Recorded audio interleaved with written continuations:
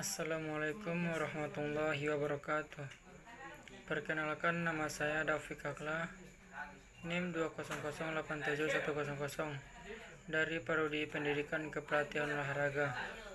Kali ini saya akan menjelaskan fase belajar, ciri-ciri umum dan khusus kemampuan fase belajar motorik level pertama, struktur dasar gerakan, dan implikasi dalam proses pembelajaran.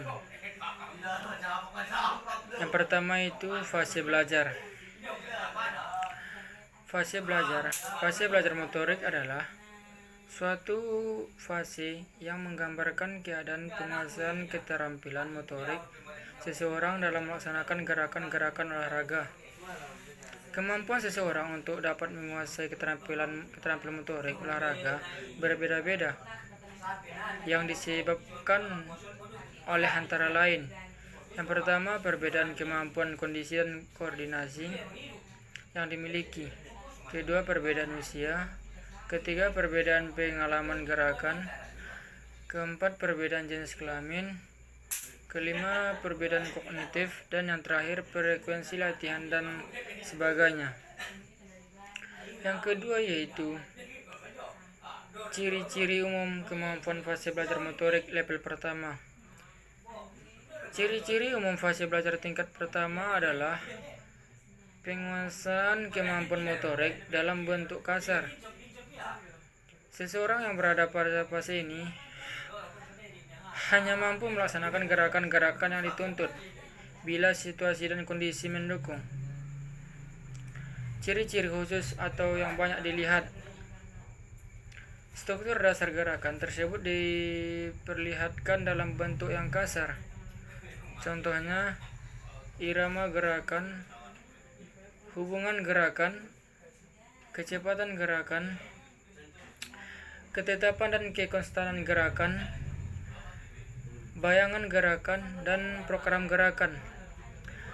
Yang ketiga yaitu struktur dasar gerakan dan implikasi dalam proses pembelajaran. 1. Ciri-ciri kemampuan penerimaan dan pengolahan informasi fase belajar tingkat pertama. Ciri-ciri pada fase belajar tingkat pertama dapat dilihat pada aspek penerimaan dan pengolahan informasi.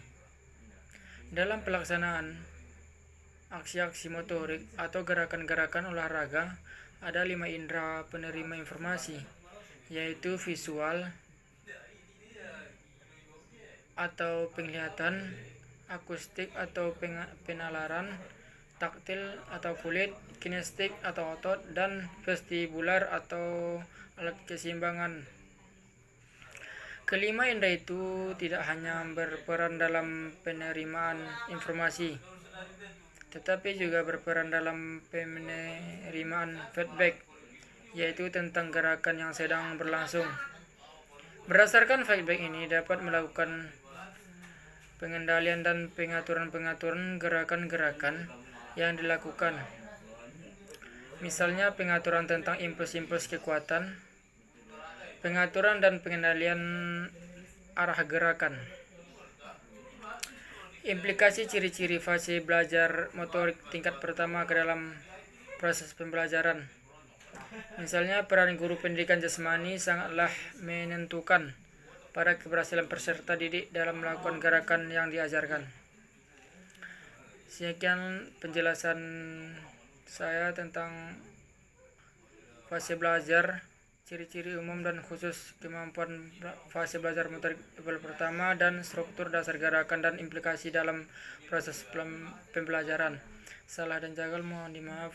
Assalamualaikum warahmatullahi wabarakatuh.